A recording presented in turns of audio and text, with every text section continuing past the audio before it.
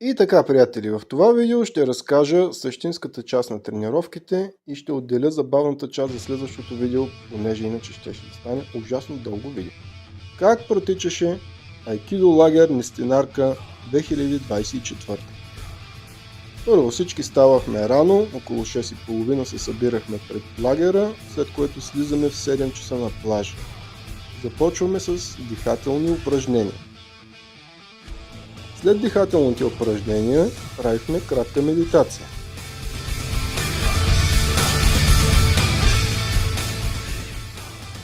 След медитацията започваме работа с бокен, дървена катана за тези, които не знаят. Правихме упражнения за позиции, атака, защита, атака и контратака и други. Все интересни, забавни неща.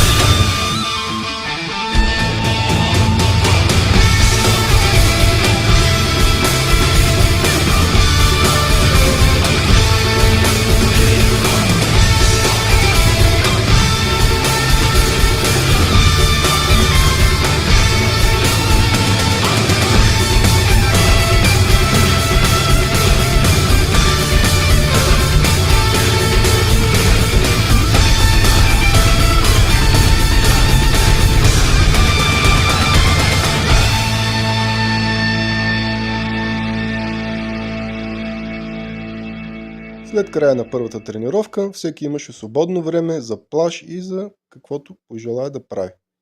Следващата тренировка беше от 7 часа.